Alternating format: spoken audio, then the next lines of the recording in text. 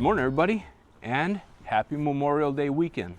A weekend for many canoers that marks the start of our canoeing season. For Missy and I, it's no different. We're taking this old canoe here, and we are going to get it ready for a whitewater trip in northern Wisconsin on the North Fork of the Flambeau River, which is a very popular whitewater section in the entire country here. It's long overdue, and we're actually excited to get at it. We're going to be installing some skid plates. We're going to lace the canoe up, and then we're going to install some anchors so we can put airbags in here to kind of help it in the event it does swamp. Hopefully it doesn't.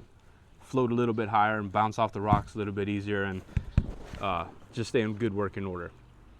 Real quick public service announcement. It is Memorial Day weekend. I hope that this weekend finds you safe and in an enjoyable place to enjoy the sunshine with your family. But I hope that you also take a moment and just reflect on the reason why we celebrate Memorial Day and remember all those who can't. Let's get started. The hope is once we're done with our red canoe to have it look like our green canoe. We went ahead and installed some anchor points for our painters as well as our grab lines. You'll see that we laced the canoe with 550 cord all the way down the length of the canoe, and on the inside of the canoe we went ahead and created these anchor points for our buoyancy bags, as well as just places to go ahead and anchor our gear down.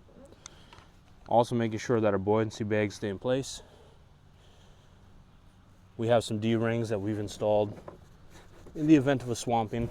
That'll help keep our bags in place and have our canoe float a little bit higher in the water. Some of y'all might be thinking, well, why don't you just use your Old Town Penobscot? It's already ready. It's got the laces, it's got the anchor points. Well, it does, and it does fairly well. Missy and I have used it, but it's not as maneuverable as our Old Town camper. It doesn't have the rocker, and because we've never been on these rapids before, we want something that's going to be more maneuverable and whitewater capable. First thing we're going to do is we are going to go ahead and install the anchor points for our painter lines and grab loops. Now they're important because if we have to line our canoe, that helps kind of elevate the nose, the bow and stern of the canoe above the water and keeps it from swamping. First thing we want to do is figure out where we need to drill the holes, and to do that we'll create a template. So we're going to need a Sharpie, a piece of paper. We're going to drill our holes with the drill and an adjustable drill bit to get it down in size. We're going to take our PVC pipe, which is nothing more than a 1/2 inch inner diameter. We're going to shove it through, and we're going to utilize, I got a wooden spoon here, we're going to use the handle as a guide to make sure that it actually goes from one end to another. And once it's in there, we'll just cut it off. It'll all be trimmed up at that point. We'll epoxy everything into place, and then it'll hopefully stay that way forever. Now we are going to be drilling holes into our boat. So I'm going to quote somebody here. The most important thing you need at this point, before you even get started drilling holes, is a beer. Kind of calm the nerves before you get started drilling holes into your perfectly good boat. Here I'm using the highly accurate scientific process known as the eyeball method to identify where I want my holes to be.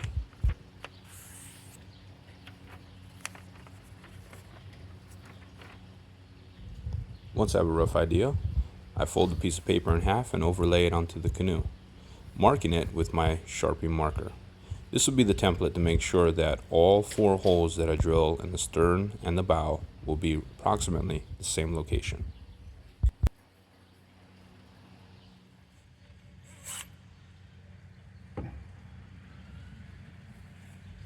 Once you've marked your holes, it's always a great idea to take a step back and double check to make sure that they are exactly where you want them to be.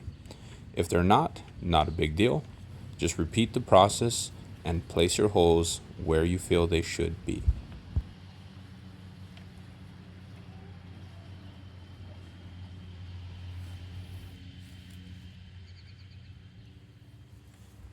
Quick point here, I'm only using an adjustable drill bit because I couldn't find my paddle bit, and I quickly learned that the adjustable drill bit would not give me the watertight seal that I was looking for. So it was off to the store to find me another paddle bit.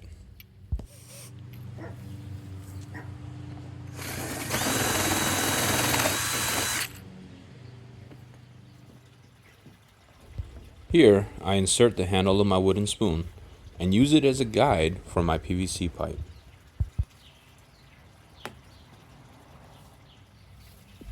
After inserting the PVC pipe all the way through the bow or stern of the canoe, I then trace over the hole with 3M's marine grade caulk. This provides a truly watertight seal.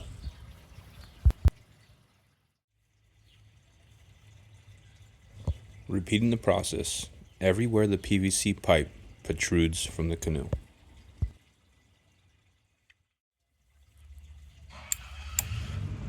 I then trim off any major protrusions of the PVC pipe and wait for the caulking to cure before flushing the pipe against the hull of the canoe. Once my 5200 is fully cured, I use a hacksaw to flush the PVC pipe against the hull of the canoe. Other methods also include the use of a Dremel tool and a file.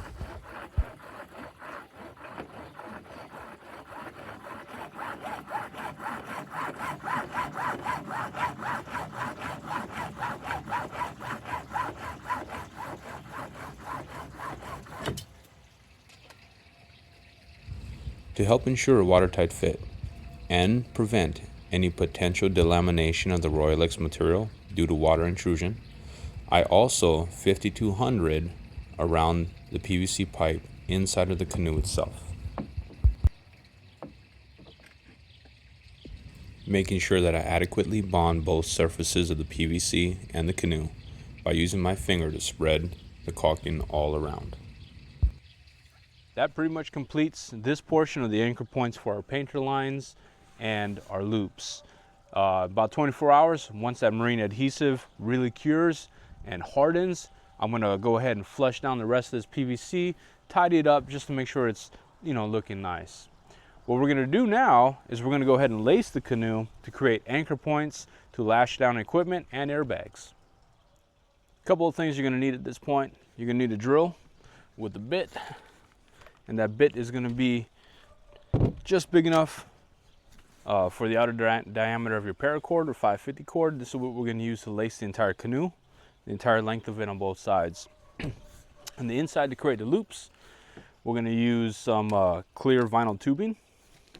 And then to mark the holes, we'll have some painter's tape, a tape measure, and a permanent marker as well.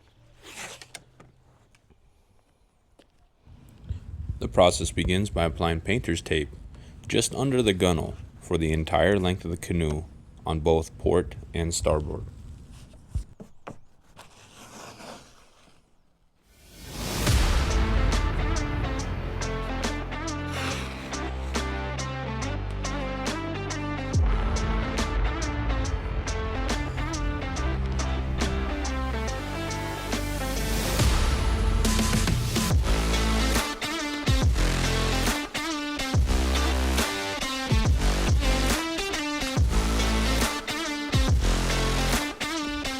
Starting midship or just below the carrying yoke, I then mark all the holes that I'm going to use to lace the canoe.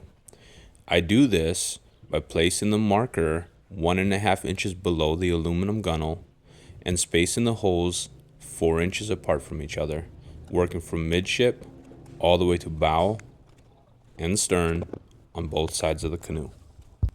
Once I've marked all the holes I need to lace my canoe, it's time to get busy drilling.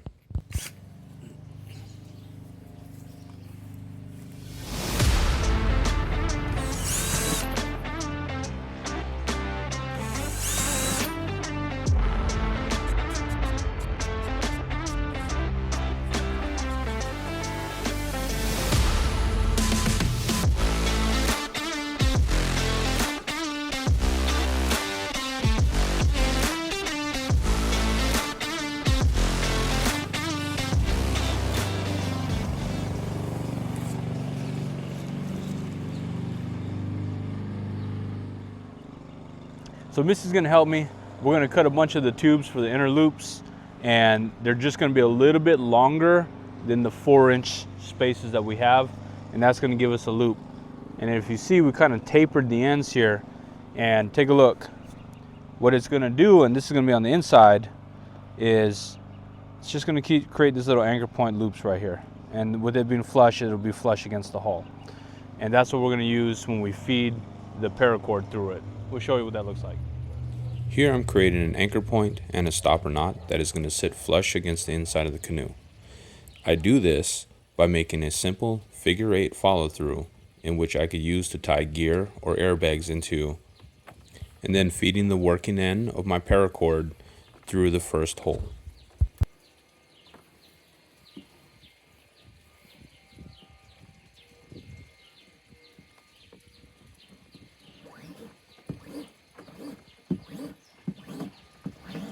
Here it always helps to have a second pair of hands. They can help to maintain the tension on the paracord, affix the anchor loops, and to help declutter and detangle that crazy mess of paracord that always seems to happen at this step. Once we weave the paracord back into the hull of the canoe, we then slip a piece of nylon tube over it, which will serve as an anchor point for equipment and airbags. We then continue the process of weaving the paracord in and out of the hull of the canoe while affixing anchor points. We do this from bow to stern on both sides of the canoe.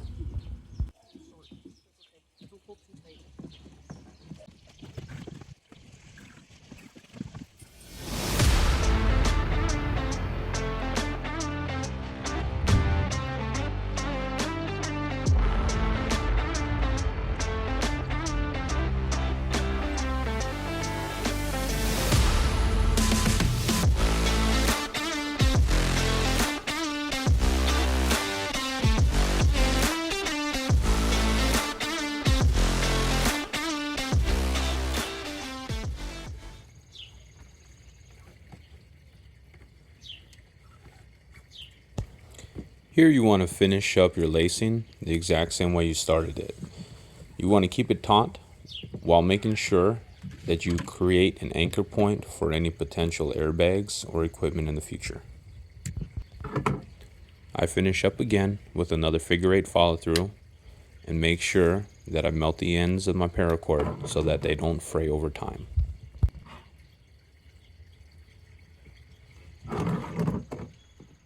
So right now we got the entire canoe laced from end to end on both sides. Last thing we need to do, put the skid plates on. What we're going to wind up doing is marking the surface area that we're going to be working with so we can prep it to get a better adhesion. What I'm going to do is just kind of work with Missy here, and she's going to hold the felt in place.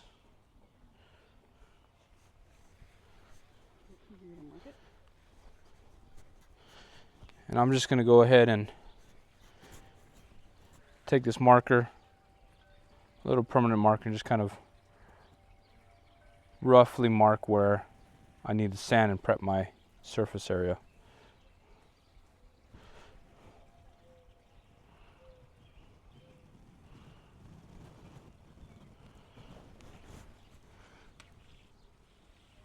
All the marks we make are going to go away because we are actually going to sand over them by another good 2 or 3 inches.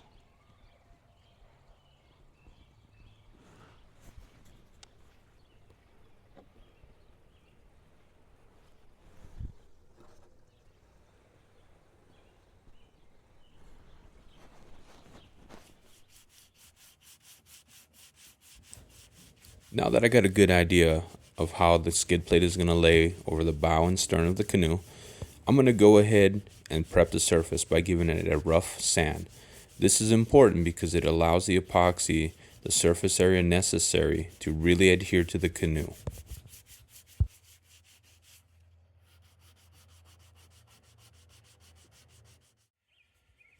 Another important step here is making sure that you remove any loose particles that will prevent proper adhesion of the skid plate to the canoe.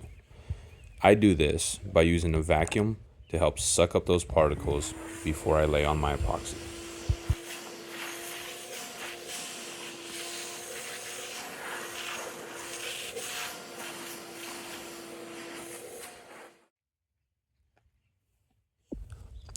And just as an added measure, I apply a wet cloth with a little bit of denatured alcohol just to make sure that I pull up any loose particles prior to epoxying my skid plate.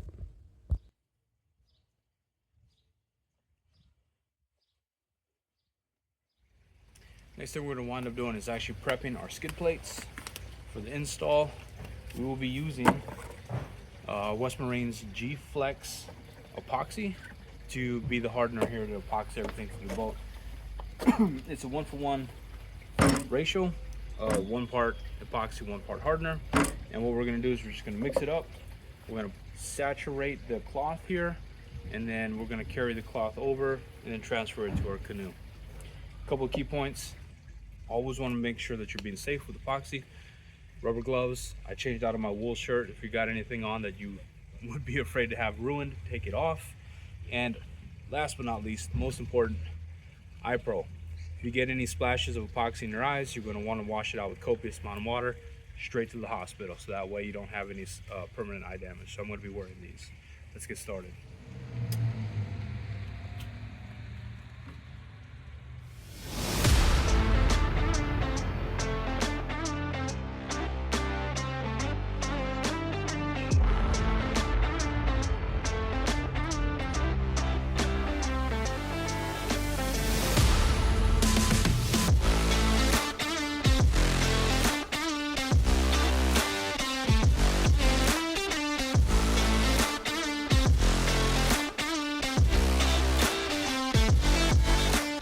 Here we're taking the time to make sure that we're pushing the epoxy deep into the fibers of the Kevlar mat. This will ensure maximum hardness of our skid plate once fully cured. While Missy continues to push the epoxy onto one side of the Kevlar mat, I prepare another round of epoxy, which will be used to saturate the other side of the mat once ready.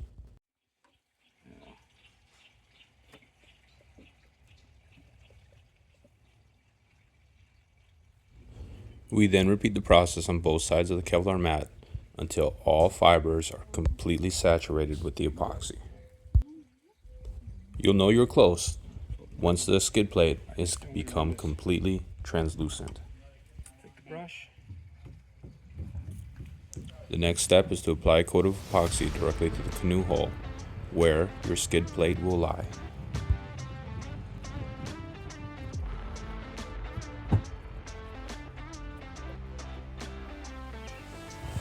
Next, you want to transfer your skid plate directly to the hull of the canoe. It's important here to take your time. You want to make sure that your skid plate is centered and that you really work out any wrinkles or air bubbles out from the mat itself. This will ensure good adhesion and proper hardness of your skid plate.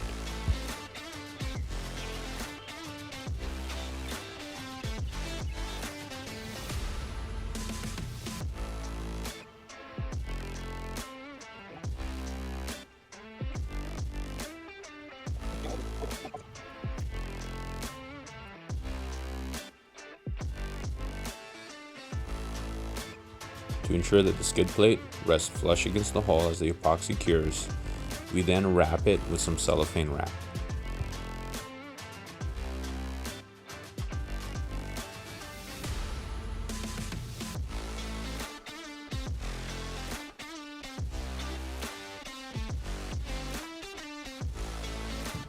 Got the air bubbles. You just want to With the skid plates now completely covered in cellophane, the last things we do is to use our fingers to push in epoxy to any areas that might still need it and to work out any air bubbles before the epoxy cures.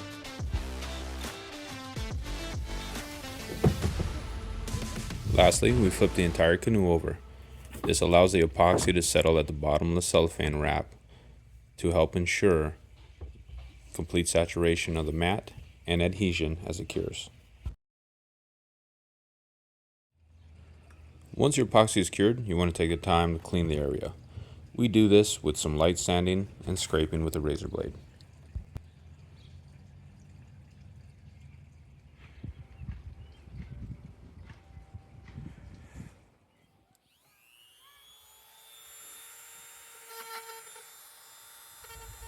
Here I'm softening the inside edges of my PVC pipe. This will prevent any abrasion or fraying of my painter lines. At this point, we're almost done. The last thing we need to wind up doing is finding a way to secure our airbags to the floor of the canoe. And to do that, we're going to go ahead and utilize some of these D-rings, and we're going to fasten them to the floor so that way these airbags, if we do have an upset, don't float away. I'll show you how to do that here in a second. First thing I do here is inflate my airbags. This will help give me an idea of roughly where I need to put my anchor points to secure these airbags.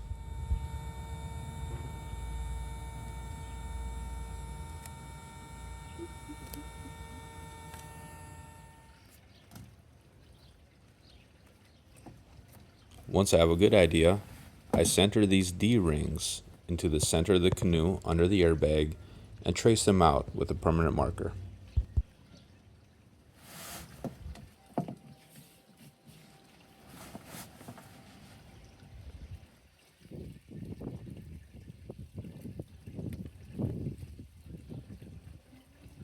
Repeating this process on the bow and stern airbags as well.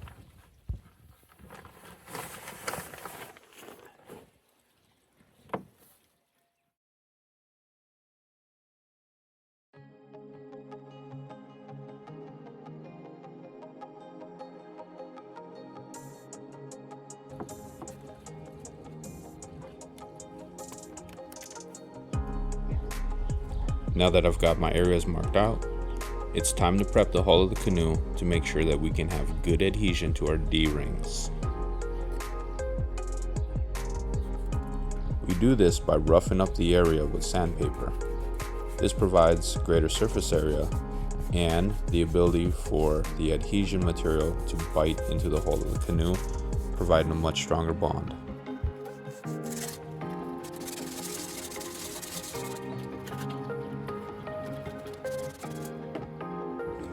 Once complete, we want to clean the surface area and the D-ring itself using a little bit of methyl ethyl ketone.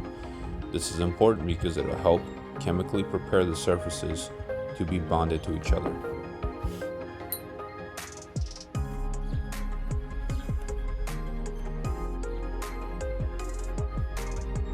Once everything's dried, it's time to apply a generous amount of PVC cement to the back side of the D-ring and to the hull of the canoe itself.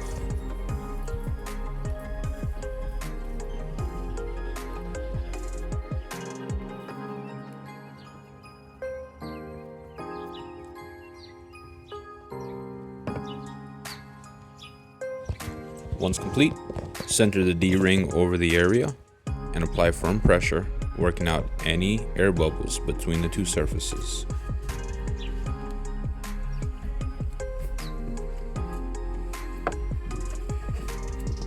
Just to make sure nothing moves, you want to take a heavy weight that can contour to the bottom of the canoe and place it right on top of your D-ring. That'll hold everything in place as it cures. Here, we're using a bag of rice.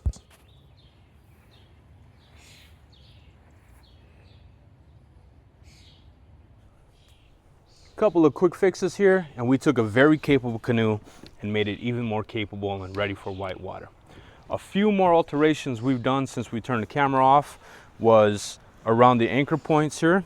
We installed a grab line in case we need to go ahead and grab the canoe for any reason.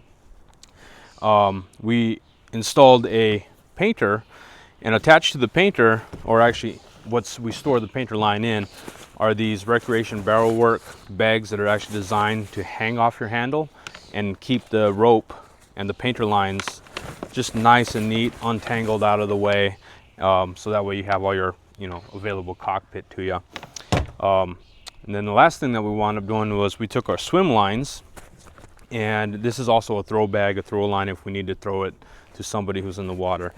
But the idea is that let's say you capsize and upset, your canoe is going down shore, down the river, and you need to get yourself to shore. What you would do is you would just detach the bag from the handle and swim yourself to shore. And as you're swimming yourself to shore, the line, there's a buckle clasp here. The line itself is just going to untangle and unravel, and then you get yourself to shore, and the boat just keeps going down. And once you know you're safe and everybody in your crew is safe, and your boat isn't going to go downriver anymore, you can then go ahead and effect a rescue. So that's about it. We're going to let you know how this goes. We're actually going to take it out this weekend down the North Fork of the Flambeau River. It promises to be a whole lot of fun. So if you like this video, do me a favor, smash that thumbs up button. Let me know what you liked about it. Let me know if you've modified your boat and how you did it. If there was anything here that I missed, I'd love to read about that in the comments. Till then, stay safe, have fun, and aloha.